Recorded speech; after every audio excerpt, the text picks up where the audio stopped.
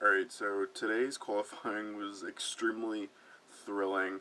Um, the usual suspects went out in the first part of qualifying, the three new teams plus Kumi Kobayashi, and that really wasn't that surprising. Um, with just a couple minutes left in Q1, um, it looked like there were a bunch of big names down there in the bottom seven. It looked like at one point Heikki might get into Q3 with the Saubers and the Williams cars struggling, but they ended up all making it through except for Kimi Kobayashi. But don't count him out because if there's anybody that can storm from the back of the grid to the front, it's Kobayashi. He's an incredible driver. Um, Q2, not really any big names.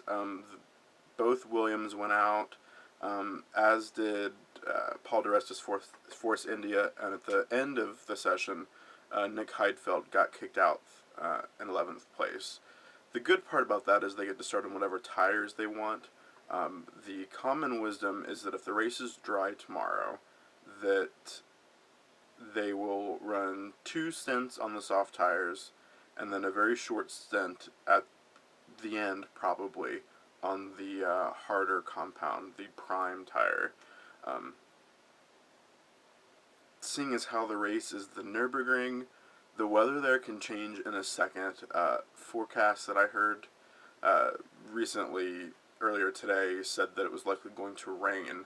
And if it rains, that could switch the whole race on its head.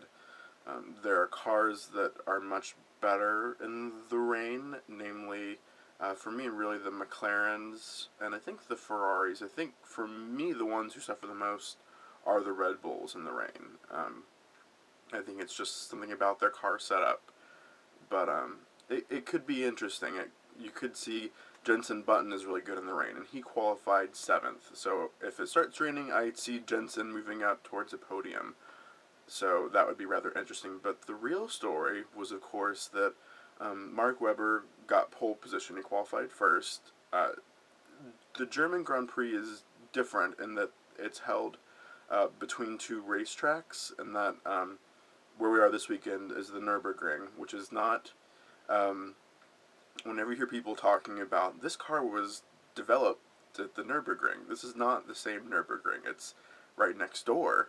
Um, but the racetrack and sort of the old Nordschleife are separate.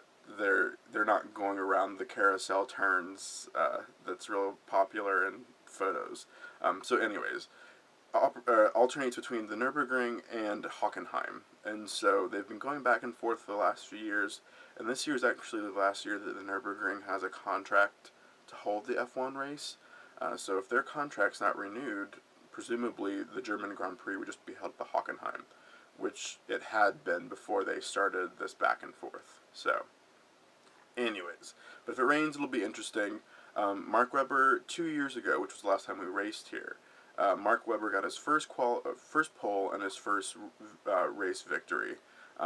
So he's back on pole. He'd love to make another race win. He seems to do great on this track. Um, it looked for a long time over the practice sessions that Alonso was going to be able to maybe snatch pole from the Red Bulls. Um, and Lewis had kind of been hanging out around 5th and 6th and 7th position.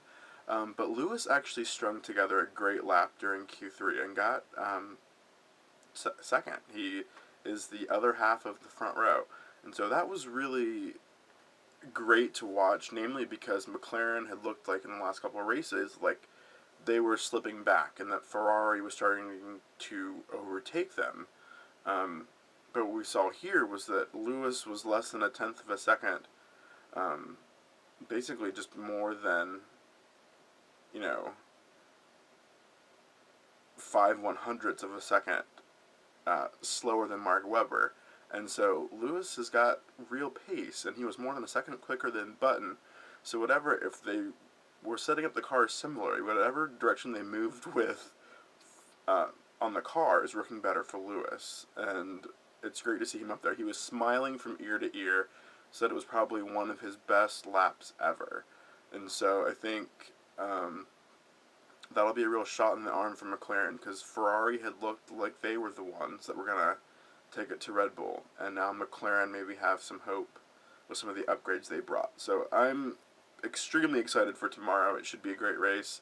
The top 10 was Webber, Hamilton, Vettel, Alonso, Massa. Rosberg from Mercedes was up there in 6th, so good job from them. Um, Jenson Button, Adrian Sutil with Force India up into 8th, so he did really well. Vitaly Petrov was 9th, and Schumacher squeaked in at 10th. Um, so it's just going to be a great race tomorrow. I'm worried about turn 1, because if you watch any lap on the Nürburgring, turn 1 is extremely difficult. It's a very tight turn in which, to hit the apex, you end up swinging really wide on the exit of the turn, and it's kind of like a downhill turn with a bollard right there on the inside of the turn. So it's a very tricky turn, and we saw everybody, at least through the first few practice sessions, locking their brakes. So it'll be interesting to see what happens when they're all going down there at full steam, trying to get the cars slow down enough to make the turn. But yeah, so that's it for the Nürburgring.